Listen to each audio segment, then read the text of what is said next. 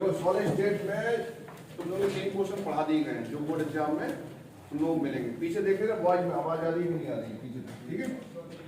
एक क्वेश्चन था तुम्हारा यूनिट सेल,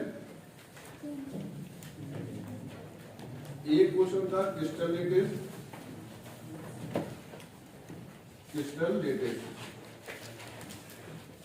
और एक क्वेश्चन था तुम्हारा बैंड थ्योरी।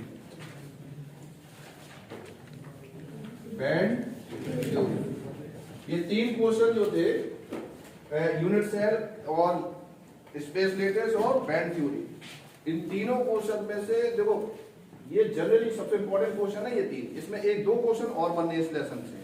दोनों क्वेश्चन कवर अप करने के बाद इस पेपर से या 2 मार्क्स या 4 मार्क्स का पेपर बनेगा एग्जाम में। एक क्वेश्चन तुमसे बन जाएगा।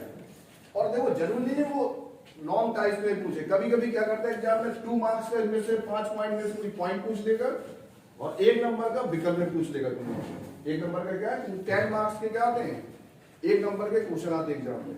तो देखो 2 क्वेश्चन और पढ़ने हैं। एक तुम्हें पढ़ना है 14 पॉइंट जो पढ़ना है तुम लोगों को, 14 क्वेश्चन वो है तुम्हारा पॉइंट डिफेक्ट या क्रिस्टल डिफेक्ट। क्रिस्टल डिफेक्ट ये 14 पॉइंट है जो पेपर में पढ़ना है। क्रिस्टल डिफेक्ट में सीधा पॉइंट आउट क्वेश्चन अगर हिट करना है जो पहले समझना ध्यान से।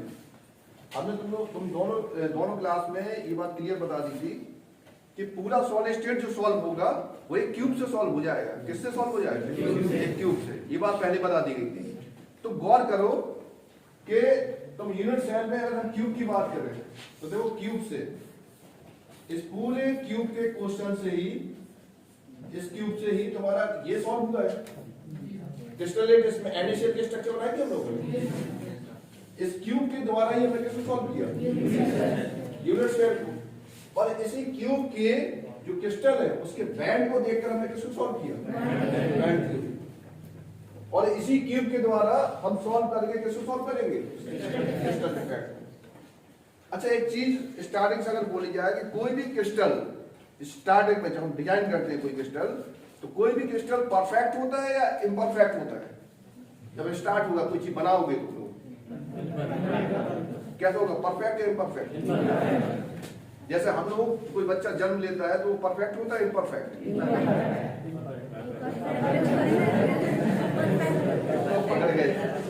जब कोई स्टार्ट करता है जब बिगिनिंग पॉइंट पे उस समय वो परफेक्ट होता है क्योंकि उसके अंदर कोई बुराई नहीं होती।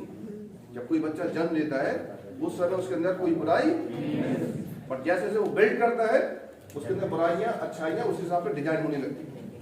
तो स्टार्टिंग पॉइंट पे कोई क्रिस्टल क्या होगा? परफेक्ट। जब तक कोई चीज परफेक्ट नहीं होगी उसमें दोष नहीं आ सकता। अगर उसमें पहले से दोष है तो उसमें दोष नहीं बोला जाएगा, वो तो स्टार्टिंग ही से दोष है।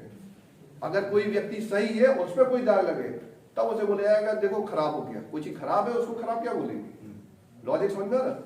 तो पॉइंट डिफेक्ट में क्या है कि पहले तो परफेक्ट क्रिस्टल के बारे में जानना होगा। किसके बारे में? परफेक्ट क्रिस्टल में।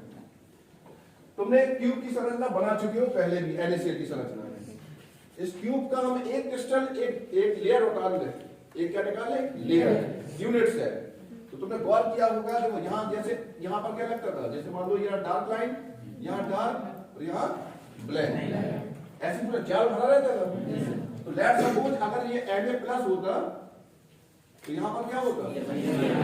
तो यहाँ पर ऐसे पूरा जाल बना होता। उसी जाल के अकॉर्डिंग अगर हम एक जाल बनाए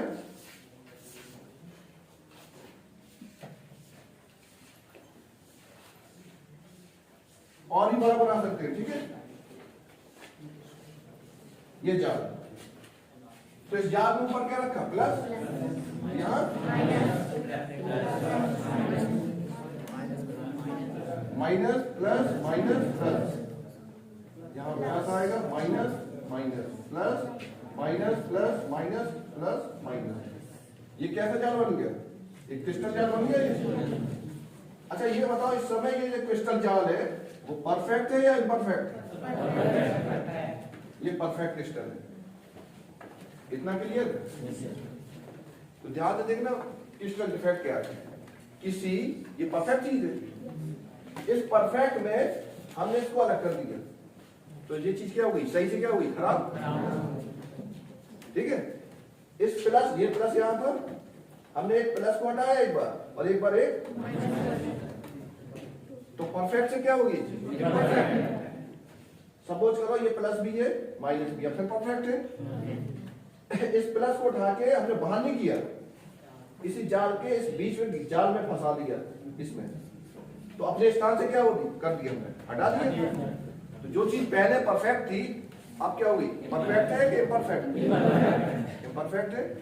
तो इससे एक चीज समझ में आ रही है हमें, किसी परफेक्ट क्रिस्टल से, परफेक्ट क्रिस्टल था, देखो परफेक्ट क्रिस्टल तुम्हारा ये है, ये तुम्हारा क्या परफेक्ट क्रिस्टल, तो क्या समझ में आ रहा है, किसी परफेक्ट क्रिस्टल से कोई बैलेंसी या कोई बिंदु, कोई बैलेंसी या कोई बिंदु अपने स्थान से, अपने स्थान का मतलब जहां उसका स्थान है, उस स्थान से क्या हो जाए, या तो लुप्त हो जाए या कई स्थिति से हटकर कहा जाए, इस स्पेस में आ जाए। और इस स्पेस का नाम क्या है, अंतरा आकाशीय, इंटरस्टिशियल, इंटरस्टिशियल साइट, क्या है, इंटरस्टिशियल साइट। तो किसी परफेक्ट क्रिस्टल से कोई बिंदु अपने स्थान से हटकर या तो लुप्त हो जाए या इंटरस्टिशियल साइट पे आ जाए, तब किसी क्रिस्टल में उत्पन्न दोष क्रिस्टल दोष कहलाए। फिर से देखो, परफेक्ट क्रिस्टल से कोई बैलेंसी, ये बैलेंसी है, प्लस बैलेंसी, और परफेक्ट क्रिस्टल से कोई बैलेंसी या कोई बिंदु हटकर या तो लुप्त हो जाए, लुप्त मतलब ये भी गायब हो जाए और ये भी गायब हो जाए, या अपने स्थान से हटकर कहां जाए, इंटरस्टिशियल साइट पे आ जाए। इस प्रकार उत्पन्न दोष क्या कहलाएगा, कितना लिखोगे। तो इस समय अभी ये डायग्राम नहीं बनाना हमें, ये समझ लो अभी कंडीशन आ गई, इतना थ्योरी लिख दिया हमने, 2-3 लाइन की। इतना लिखने के बाद हमें 2 डायग्राम बनाने हैं, कितने, 2 डायग्राम, और दोनों डायग्राम में 2 नाम है जो सबसे इंपॉर्टेंट एग्जाम में पूछा जाता है और अलग से भी पूछा जा सकता है। एक वर्ड है शॉर्ट की, क्या नाम है, शॉर्ट की डिफेक्ट, और एक है रैंकिंग। ये वैज्ञानिकों के नाम है, इसलिए ये नाउन है, इसमें कोई चेंज नहीं हो सकता, ये तुम इसका अर्थ या मीनिंग समझो। एक शॉर्ट की दोष है और एक रैंकिंग, तो बस इतना याद रखना है। शॉर्ट की जो दोष था, उस शॉर्ट की दोष में यह कहा गया कि किसी परफेक्ट क्रिस्टल में से, किसी परफेक्ट या परफेक्ट बोलने की अब जरूरत नहीं है, तुम क्या बोलोगे, किसी क्रिस्टल में से, किसी क्रिस्टल में हमने क्या किया, ये प्लस है, इसको हटा दिया, ये माइनस है, इसको हटा दिया, कहीं का भी प्लस और कहीं का भी माइनस हटा सकते हो, तो हमने एक प्लस हटा दिया और एक, तो ये बैलेंसी क्या हो जाएगी, खाली, और ये बैलेंसी क्या हो जाएगी। तो इस बैलेंसी को हम लोग क्या कह सकते हैं, बैक एंड मतलब, इसको भी क्या कह सकते हैं, बैक एंड मतलब, बट ये माइनस वाली बैक एंड है, तो इसे क्या कहेंगे, एनाइन बैक एंड, और इसे क्या कहेंगे, कैटाइन बैक एंड, यानी धनायन व्यक्तिका और ऋणायन। तो शॉर्ट की ने यह कहा कि जब कोई क्रिस्टल का कोई धनायन तथा ऋणायन, तथा बोलना पड़ेगा, कोई धनायन तथा अपने स्थान से हटकर लुप्त हो जाए, तब उत्पन्न दोष। लॉजिक समझ में आ रहा। और ये डायग्राम बना देना है, ये डायग्राम बना देंगे, और तुम अगर लिखना चाहो तो यहाँ Na प्लस Cl माइनस भी लिख सकते हो एग्जाम्पल के तौर पे। नहीं लिखना है तो यहाँ A प्लस कर दो और B माइनस कर दो, और 2 बैलेंस हटा दी हमने, तो यहाँ क्या लिखोगे, धनायन व्यक्तिका, और यहाँ और इस स्पेस को इंटरस्टिशियल साइट। एक डायग्राम बन गया शॉर्ट की हेडिंग डाल के, क्योंकि 5 नंबर का भी क्वेश्चन पूछ सकता है इसी टाइप से। इसके बाद अगर तुमसे वो क्या पूछता है, फ्रैंकल दोष, क्या पूछता है, तो लेट्स सपोज बिल्कुल सेम टाइप का डायग्राम है ये।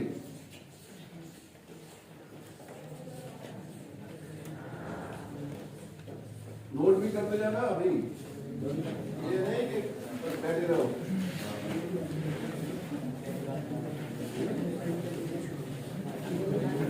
कोई चीज देखना रहा हो पूछते जाना।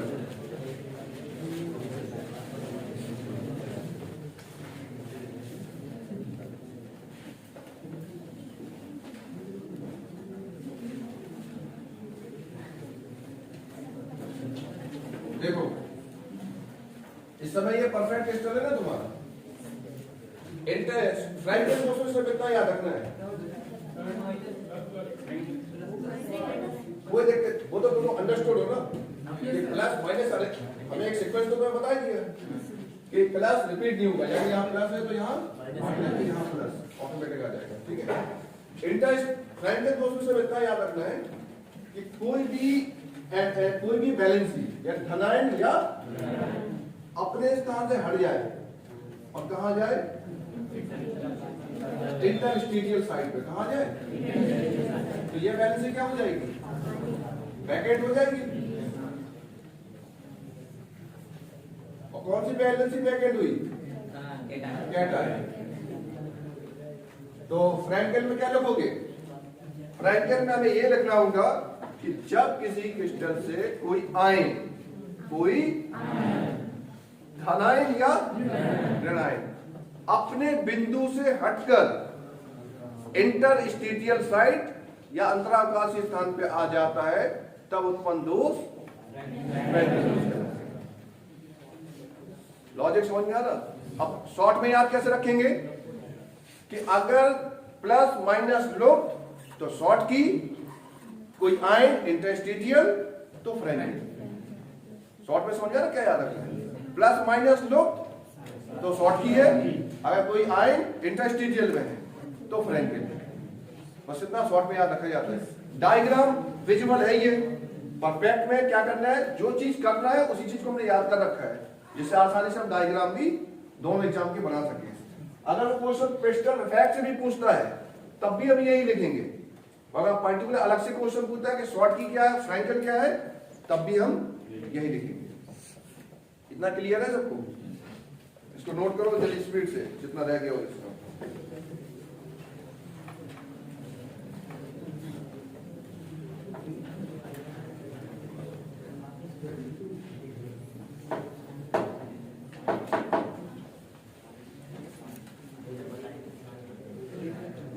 हो गया सबका?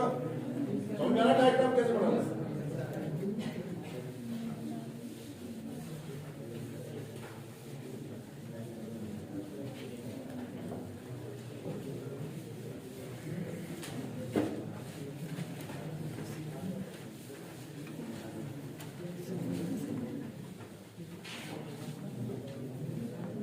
देखो इसके बाद लास्ट क्वेश्चन है इस टॉपिक पर।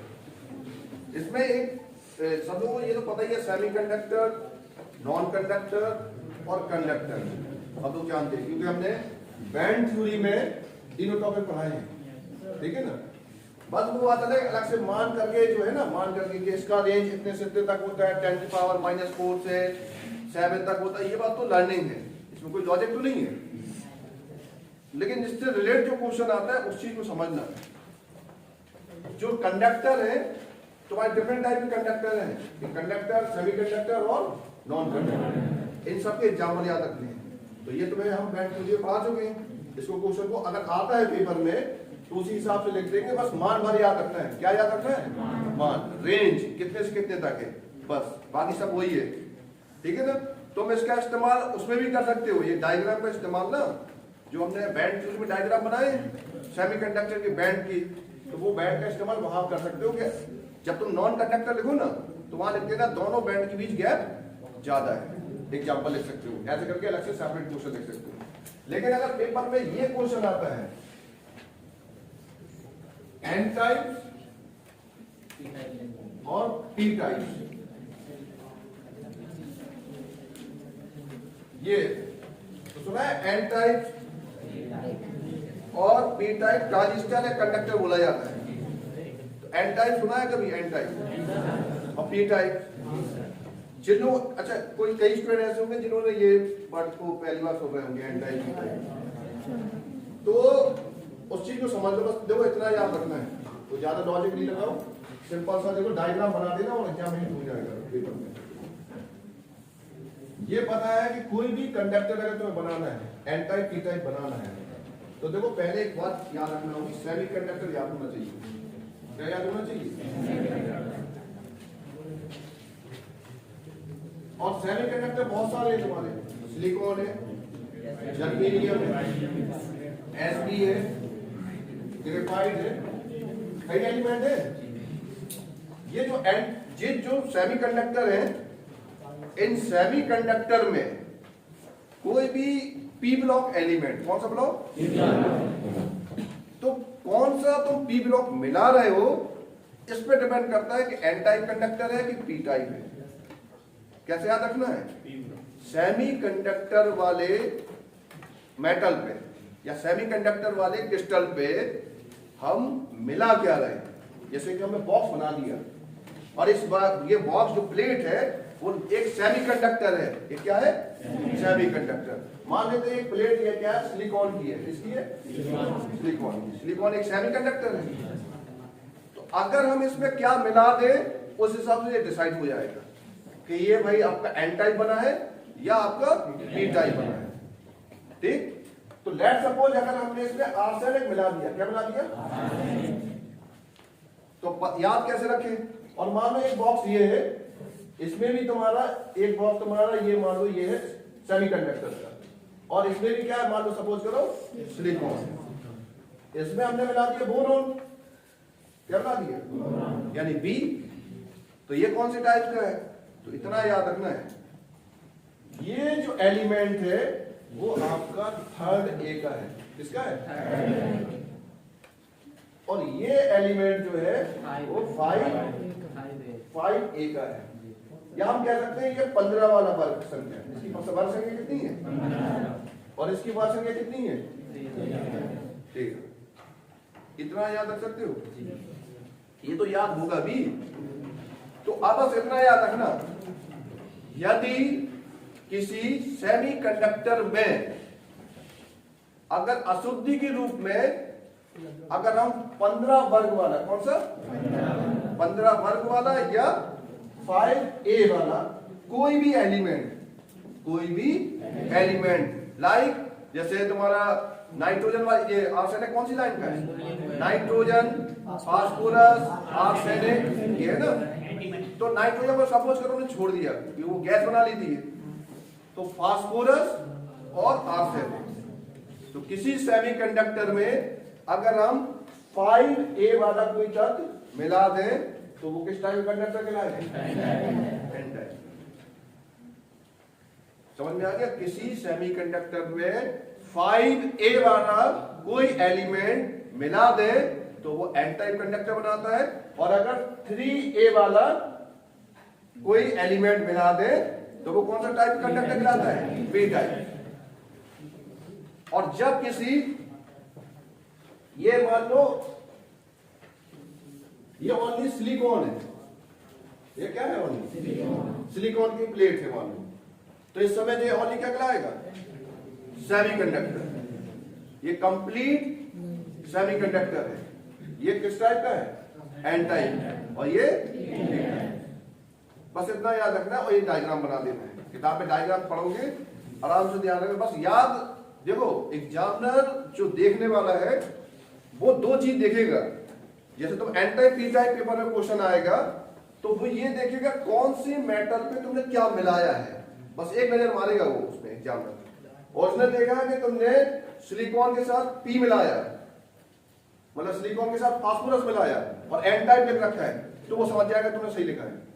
और बस उसने वहां तुमने गलती करके कि फास्फोरस जगह तुमने क्या लिख लिया? बोरॉन, तो वहीं पे तुम्हारा मार्क्स वो काट देगा। डायग्राम वायग्राम देखने से जरूरत नहीं है, क्योंकि वो कंटेंट क्या बैठा के रखे हैं एग्जामिनर, जो क्वेश्चन का मेन पॉइंट है। मेन पॉइंट क्या है? ये कि किस लड़ा क्या होगा। तुम लोग जज कर पा रहे हो? बता क्यों? क्योंकि देखो ध्यान से बता रहे, ध्यान सुनना, क्योंकि एक प्लस डायल हुआ था और एक, तो उस समय वो क्रिस्टल क्या होगा? उदासीन। दूसरा फ्रैंकेल में देखो, फ्रैंकेल में धन वाला इंटरस्टिशियल में आया था, बट जाल से बाहर तो नहीं गया, इसलिए वो भी क्या होगा? उदासीन। दोनों क्रिस्टल क्या होंगे? उदासीन होंगे। इस चीज को बहुत ध्यान अच्छे से रखना है। ये हो गया, नोट हो गया सब लोगों का? नहीं, जल्दी करो भाई।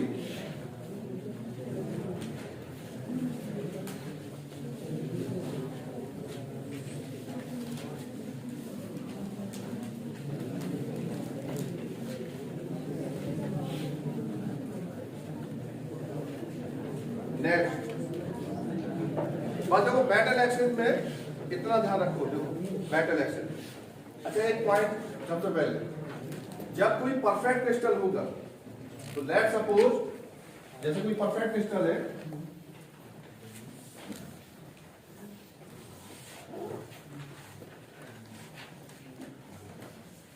और ही बना सकते हैं, बस इतने में हम लोग समझ ले रहे हैं, ठीक है ना। सपोज करो यहाँ Na प्लस है, तो यहाँ Cl, तो ऐसे यहाँ Na प्लस होगा, तो यहाँ Cl, ऐसे में पूरे में होगा ना, ये पूरा भर देंगे। तो जब हम पूरा भरेंगे, कंप्लीट करेंगे, सोडियम की संख्या और Cl की संख्या में कोई अंतर होगा क्या? बराबर होगा। सोडियम यहाँ पर क्या है? मेटल या नॉन मेटल? और Cl नॉन मेटल, ठीक।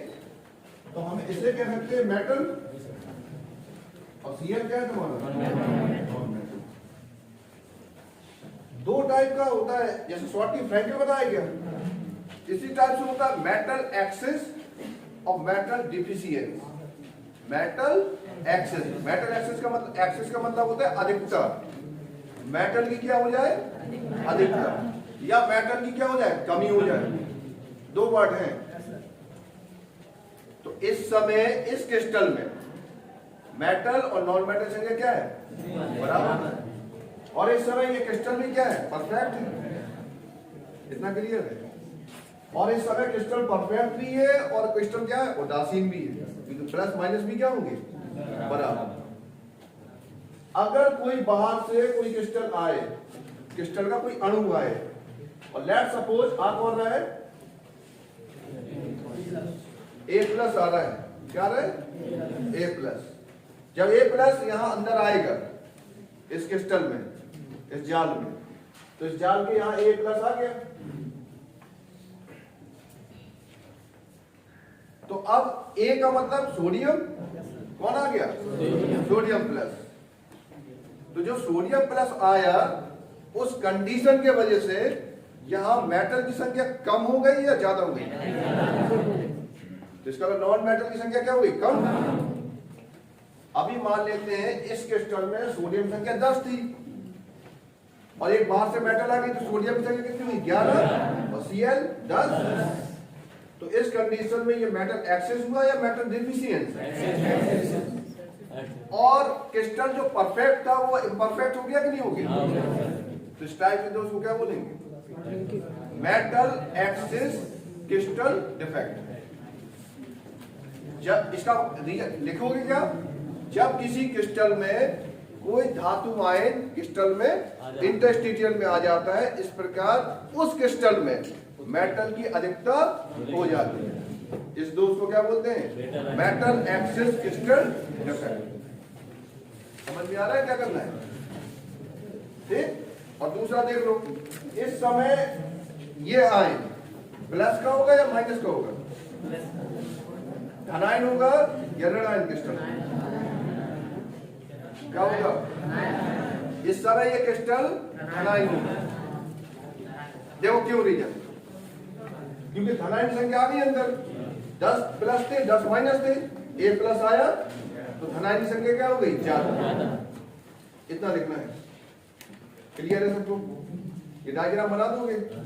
और अगर सपोज करो ये प्लस जो आया है, इस प्लस के साथ साथ कोई इलेक्ट्रॉन भी आ जाए, क्या आ जाए साथ? क्योंकि सोडियम प्लस बनाया होगा तो उसका इलेक्ट्रॉन भी कहीं घूम रहा होगा। अगर इलेक्ट्रॉन भी इंटरस्टिशियल में आ जाए तो क्रिस्टल तो मेटल एक्सेस कहलाएगा, बट क्रिस्टल कैसा हो जाएगा? उदासीन। कितना क्लियर है? और जब तुम्हें डिफिशियंस करना हो, क्या करना हो, डिफिशियंस। तो डिफिशियंस करने के लिए अगर मेटल की तुम्हें कमी करना है, तो अगर हम इस प्लस की जगह क्या करें, कोई माइनस आ जाए, ये आ गया Cl माइनस, तो उस कंडीशन में ये दोष क्या कहलाएगा, मेटल डिफिशियंस। डिफिशियंस का मतलब होता है न्यूनता, मेटल की क्या हो गई यहाँ पर कमी। तो 4 डायग्राम है, 4 डायग्राम में से कोई भी एक डायग्राम पूछ सकता है एग्जाम में।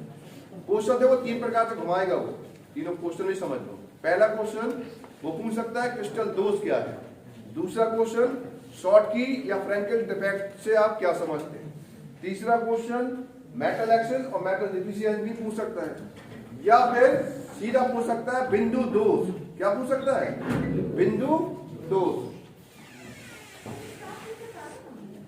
क्या था? बाहर लगा दो पता नहीं, ताला कहाँ लग रहा है, काफी दिन से ताला नहीं लग रहा तो चाबी दो ना,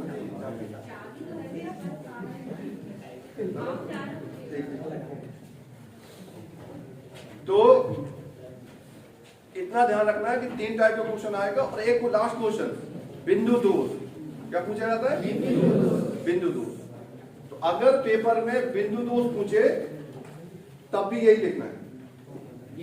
देखो समझना, बिंदु दोष, देखो यहीं पर फंस जाओगे तुम लोग। जैसे ही पेपर में बिंदु दोष पूछेगा तो अब स्टूडेंट ये सोचेगा, देखो अगर वो 5 नंबर का पूछे तो क्वेश्चन कैसे क्रैक करना। जब वो 5 मार्क्स में ये क्वेश्चन पूछे तो पहले लिखना बिंदु, उसका मतलब होता है जब कोई बिंदु से कोई वैलेंसी अपने स्थान से लुप्त हो जाती है, हट जाती है, उसे क्या बोलते हैं, बिंदु दोष। बिंदु दोष निम्न प्रकार से होता है, शॉर्ट की, फ्रैंकेल, मेटल एक्सेस, मेटल डिफिशियंस। और 2-3 डायग्राम बना के एक एक लाइन लिखकर क्वेश्चन को फिनिश कर देना।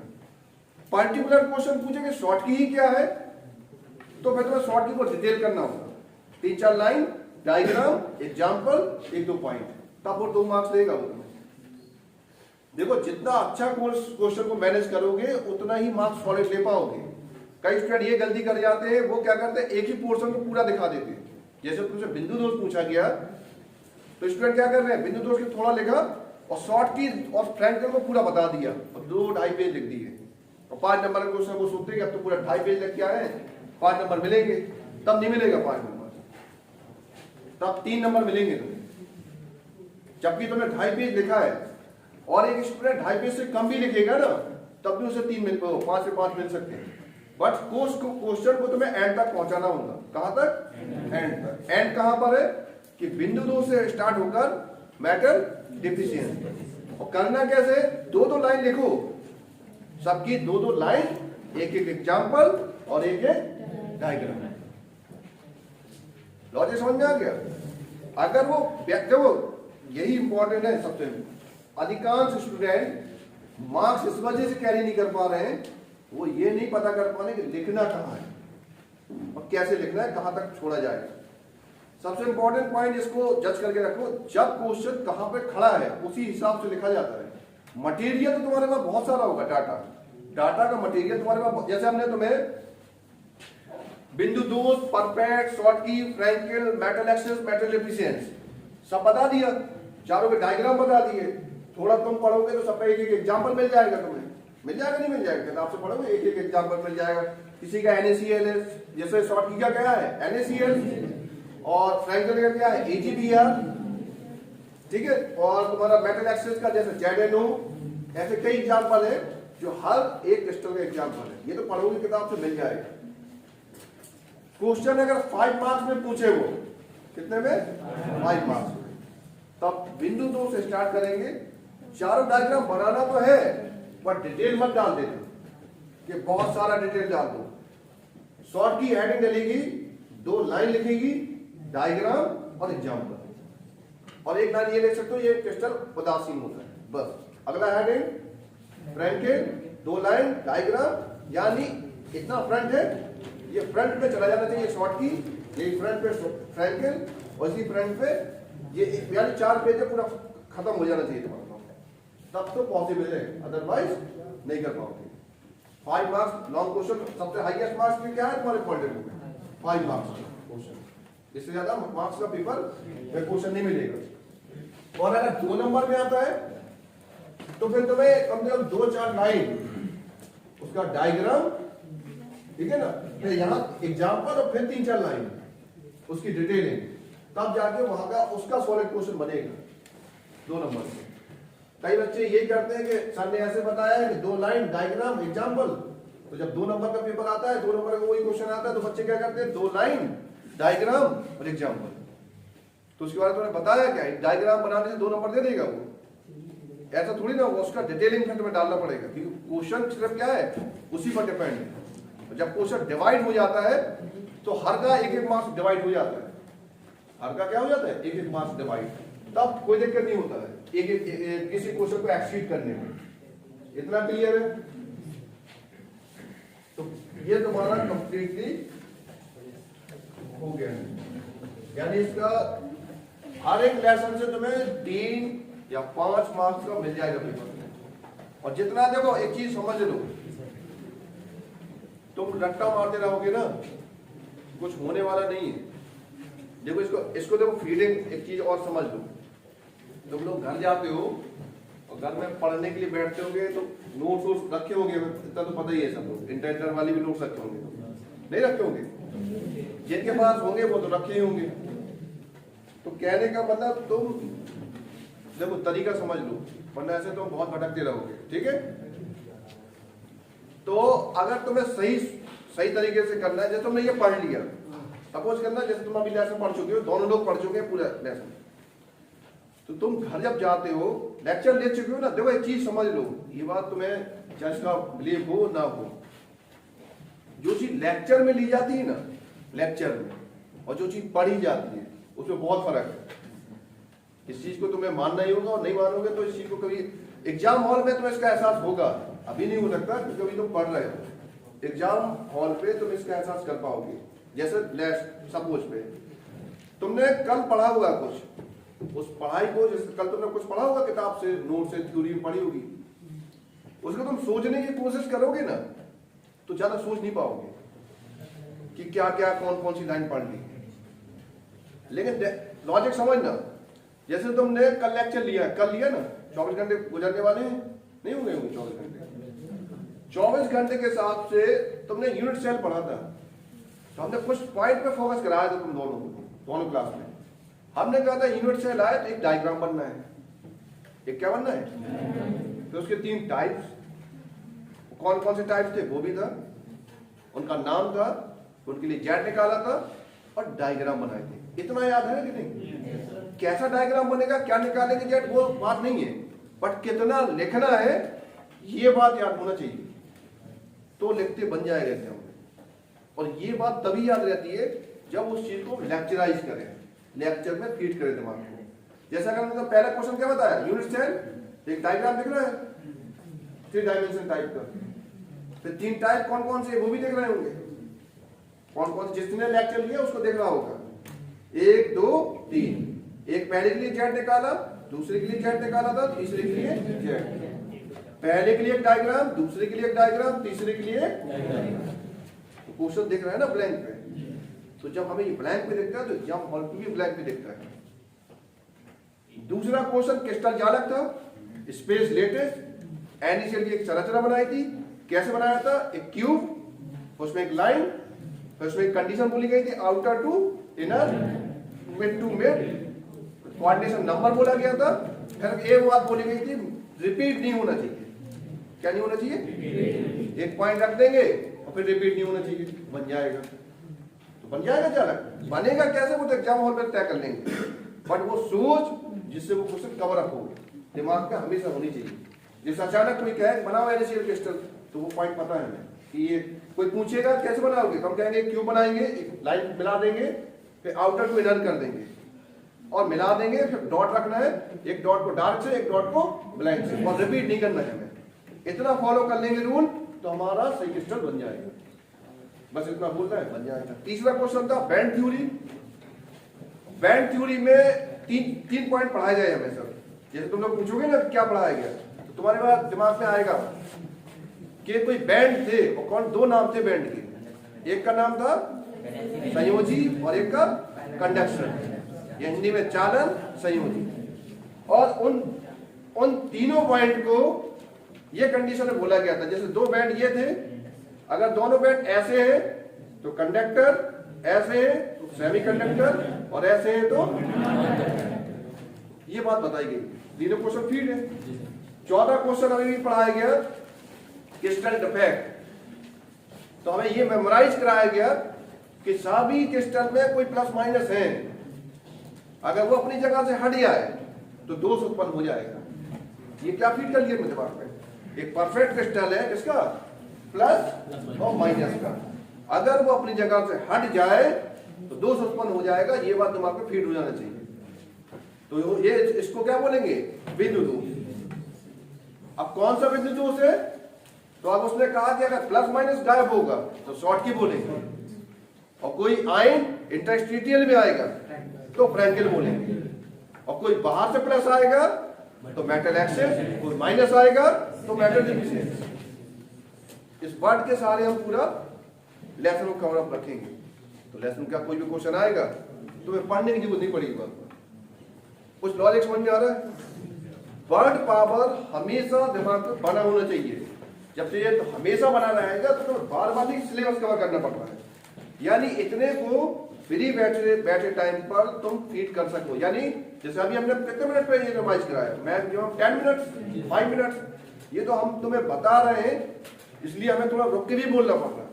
तुम्हारा खुद का माइंड है, तुम चाहे जितनी रफ्तार से दौड़ा सकते हो, तो तुम्हें बस इमेज बनाना है कि ये हम सोच पा रहे हैं। जितना तुम सोच पा रहे हो उतना ही एग्जाम पे आसानी से लिखा जा सकता है। इतना क्लियर है? तो हर लेसन का उस वर्ड को पकड़ लो जिस वर्ड के सारे तुम याद रख सकते हो। क्लियर है? कर लोगे इस लेसन का। इसके बाद एक इंपॉर्टेंट जो लेसन है वो है पॉलीमर। तुम्हारा क्या है? पॉलीमर। पॉलीमर से क्वेश्चन बनेगा ही बनेगा। क्यों? उसका लॉजिक भी समझ लो। पहले तुम्हारे सिलेबस में था ऑर्गेनिक, अब ऑर्गेनिक हटा दिया गया है। तो ऑर्गेनिक हट गया है तो पॉलीमर पेपर में आना कंपलसरी हो गया, यानी चाहे वो 3 मार्क्स का है, 2 मार्क्स का है या 5 मार्क्स का है, एक क्वेश्चन 2 नंबर का तो मिलना ही मिलना है। और 5 नंबर का मिल जाए तो सोने में सुहागा हो जाएगा, है ना? तो देखते हैं भाई गणमाता की निमत मारना। और आसान बहुत है, जो कितना आसान है।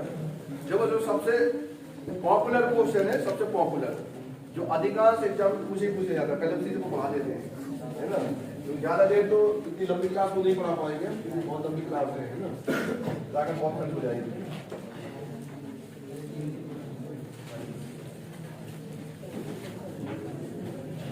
देखो पॉलीमर्स में जो क्वेश्चन आते ही आता है एग्जाम, वही पढ़ाते हैं, कुछ इधर घुमाते हैं, एग्जाम में आता है। इधर इधर क्या करेंगे, घुमा दें।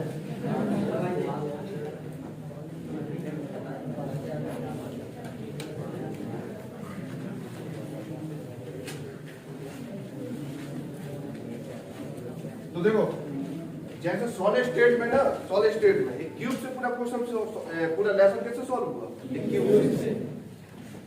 इस पॉलीमर लेसन में भी 2 वर्ड से सॉल्व होगा लेसन।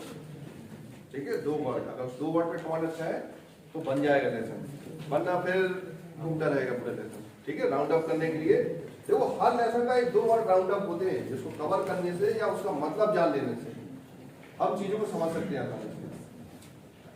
तो दोनों वर्ड लिख लें, वो जादुई वर्ड है, ऐसे तुम लोग जानते हो, ऐसा नहीं। एडिशन या एडिटिव भी बोल सकते हैं। तो क्या बोलते हैं? एडिटिव या एडिशन रखो अभी। और दूसरा है कंडक्शन। कंडक्शन का मतलब क्या होता है? संचालन। और इसका मतलब है कंडेंसेशन। कंडेंसेशन का कोई मतलब बताओ? संघनन। अब 2 वर्ड को देखो कैसे पकड़ना है।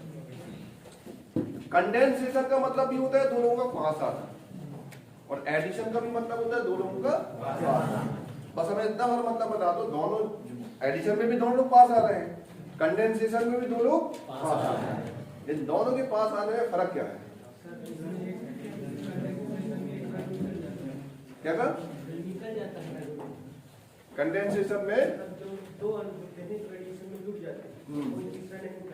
मतलब ये लोग मतलब जब आइसक्रीम खाते तो उसका पैकेट बाहर फेंक देते हैं। मतलब दो लोग आइसक्रीम खाने गए किसी पार्क में, तो आइसक्रीम खाने के बाद उसका रैपर बाहर फेंक देते हैं और ये लोग अपना अपना रैपर जेब में डाल देते हैं। कौन? एडिशन। सिंपल सी पहचान यही है कंडेंसेशन में और एडिशन में कि एडिशन में दो लोग जब कंबाइंड होंगे तो कुछ भी नहीं फेंकेंगे, कुछ भी नहीं फेंकेंगे। और कंडेंसेशन में जब दो लोग साथ आएंगे तो कुछ ना कुछ फेंकेंगे जरूर। ये पहचान है। अब क्या फेंकना है उस चीज को मैंने याद रखना है, इसके अलावा और कुछ नहीं फेंकेंगे। वो पैसा थोड़ी ना फेंक देंगे, फेंक देंगे तो वो सिर्फ फेंकते हैं जनरली H2O, HCl और मैक्सिमम NH3 बाय डिफॉल्ट। यानी किसी भी कंडेंसेशन प्रोसेस में जब दो अणु पास आएंगे तो ये तीन निकलने के चांस होंगे, इसके अलावा और कोई चांस नहीं होगा। और एडिशन में तो कुछ निकलना ही नहीं है, सिर्फ जोड़ना ही जोड़ना है। कितना क्लियर है? दूसरा पॉइंट, पॉलीमर जो प्रोसेस है, पॉलीमर लेसन का नाम भी क्या है? तो पॉलीमर जो सब कोट किया गया है, डिजाइन किया गया है, वो कहां से डिजाइन किया गया है? मोनोमर्स। ये बात भी तो पता होना चाहिए, क्योंकि मोनोमर्स नहीं होता तो क्या पॉलीमर्स आ जाता है? ठीक है। अच्छा ये बताओ, इधर पे इस समय तुम लोग क्या मल्टीपल मोनोमर्स, और तुम्हें कंट्रोल करने वाले हम कौन है? पॉलीमर्स। ठीक है, कंट्रोल कर रहे हैं ना तुम लोग, बांध के रखे हैं, भाग ना जाओ इधर इधर। नहीं तो अगर हम ना हो तो क्या ऐसे मिलजुल के बैठ के पढ़ोगे क्या? कोई यहाँ भाग रहा होगा, कोई यहाँ से प्लेन उड़ा रहा होगा, कोई रॉकेट बना के ऐसे उड़ा देगा नहीं। तो मल्टीपल मोनोमर यानी जितने भी ये मोनोमर है वो कंबाइंड होकर क्या बनाते हैं? पॉलीमर। यानी बिना मोनोमर के पॉलीमर नहीं बन सकता। अब बस मोनोमर के जुड़ने पर डिपेंड करता है कि पॉलीमर कैसा होगा। तो पॉलीमर जो है वो दो टाइप से बन सकते हैं, एक एडिशन प्रोसेस से और एक कंडेंसेशन प्रोसेस से। जो जो एग्जांपल एडिशन में आएंगे उनको एडिशन पॉलीमर कहा जाएगा, और जो जो एग्जांपल कंडेंसेशन में आएंगे उन्हें कंडेंसेशन पॉलीमर कहा जाएगा। और ये दोनों पॉलीमर, दोनों जो पॉलीमर बनेंगे वो पॉलीमर्स कहलाएंगे। और प्रोसेस क्या कहलाएगी? बहुलीकरण या पॉलीमराइजेशन। कितना पॉइंट क्लियर है? जनरली जो सबसे इंपॉर्टेंट पॉइंट है जो जनरली पेपर में बनता है उस पॉइंट को देखना ध्यान से। जो सबसे इंपॉर्टेंट है तुम्हारा PVC। अरे सब बनेगा, तो पता है भरोसा है। PAN देखते जाना, अपने आप बन जाएगा, क्वेश्चन अपने आप ही बन जाएगा। पॉलीथीन भी है, फिर स्टाइरीन, पॉलीस्टाइरीन, पॉलीस्टाइरीन। कितने एग्जाम्पल लिख दिए? 1 2 3 4। अब देखो ध्यान से, क्वेश्चन तब तक नहीं बनेगा तुम लोगों से जब तक तुम्हें उसका नाम नहीं पता होगा। जिन स्टूडेंटों को नाम नहीं पता है वो इस क्वेश्चन के इस लेसन को हिट नहीं कर पाएंगे। जैसे अगर ये बात की जाए, जैसे पहला लाइन बोला गया PVC, तो P का मतलब यहाँ पर क्या है? पॉली। इस पे यहाँ पर ये वर्ड क्या हो गया? पॉली। और यहाँ पर ये P वर्ड क्या हो गया? पॉली। और यहाँ पर ये P वर्ड क्या हो गया? पॉली। और कोई भी पॉली वर्ड कब बन सकता है? जब उसका मोनो कंबाइंड हुआ। क्या कंबाइंड हुआ? तो कई सारे मोनो आपस में मिलकर क्या बनाते हैं? पॉली। तो कोई भी कंपाउंड में वो मोनो करके नहीं पूछेगा, पॉली करके पूछेगा। वो कहेगा PAN से क्या समझते हैं, इसको बना लीजिए और इसका उपयोग लिखो। तो इसका मोनोमर पता होना चाहिए। तो यहाँ PVC जैसे बोला गया पॉली विनाइल क्लोराइड, तो इसका मोनोमर क्या होगा? विनाइल।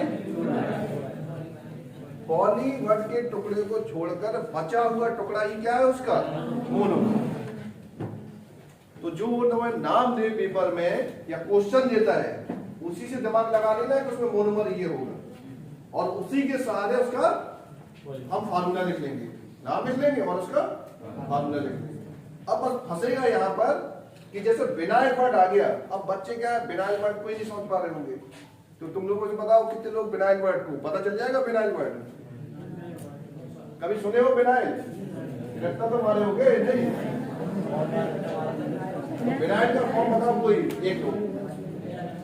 विनाइल का मतलब फॉर्म रूप देखो, अरे देखो एक नर्वस मत हो, ठीक है? विनाइल और एक वर्ड होता है एलिल, ये दो पहली बार सुन रहे होगे, देख लो इसलिए दिखा रहे हैं। ऐसी फॉर्म दिख रहे हैं, ये फॉर्म, ये और एक फॉर्म होती है ये फॉर्म है विनाइल और ये फॉर्म है एलिल। इसको ओपन लेके दे रहे जिससे तुम लोग समझ में आ जाए। इसका मतलब यहां पर क्या है? CH2 और यहां क्या है? CH। और इससे कोई ना कोई जुड़ा होगा, तो हमने मान लिया ए जुड़ा है। कौन जुड़ा है? ए। यहां पर भी क्या है? CH2, यहां क्या है? CH, यहां CH2 और यहां पर मान लेते कोई ए जुड़ा है, कोई ग्रुप, जो भी ग्रुप हो। बट उस ग्रुप को छोड़कर बाकी जो CH2 double bond CH form है, उस फॉर्म को हम लोग क्या बोलते हैं? विनाइल। और जो स्टाइल की नीचे फॉर्म बनी है उसे क्या बोलते हैं? एलिल। तो वहां क्या बोला गया? BC मतलब विनाइल क्लोराइड। तो अगर अब हम इसका फार्मूला लिखना चाहें विनाइल क्लोराइड का, कि विनाइल क्लोराइड का फार्मूला होगा क्या, तो उसके अकॉर्डिंग हम ये फार्मूला लिखें तो बताना पॉसिबल है या नहीं। हम फार्मूला लिख रहे हैं CH2 double bond CH single bond या स्क्वायर से लिख रहे Cl। क्या ये विनाइल क्लोराइड हो जाएगा या नहीं हो जाएगा? हो जाएगा ना। देखो CH2 CH, CH2 CH single bond CH single bond, यहां पर कोई भी ग्रुप जोड़ दें। तो ये विनाइल क्लोराइड का क्या है? मोनोमर। विनाइल क्लोराइड नाम है इसका।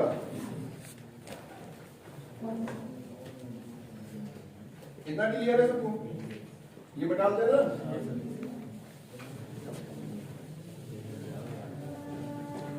अब देखो ये कितने मोल है? N मोल। यहां पर बहुलीकरण प्रोसेस लिख सकते हैं, हिंदी में लिखते हैं ना बहुलीकरण इसके ऊपर, ठीक है? अब देखो पॉलीमर कैसे बनाना है। पॉलीमर बनना है ना अभी, ये तो मोनोमर है विनाइल क्लोराइड, इसको किसमें कन्वर्ट करना है? पॉलीमर। तो एक चीज और याद रखना, अगर N, अच्छा ये बात तो सब लोग जानते हो, इसको बता दो पहले, उसी हिसाब से पढ़ाएं। ये रिएक्शन है, ये रिएक्शन, इस रिएक्शन में इस तरफ जो होता है उसको क्या बोलते हैं हम लोग? अभिकारक। और इस तरफ जो होता है वो, ये मतलब सब जानते हैं। तो देखो ध्यान से क्या देखना, रिएक्शन के इस तरफ जो अभिकारक है, अगर उसके आगे N लगा है, ये है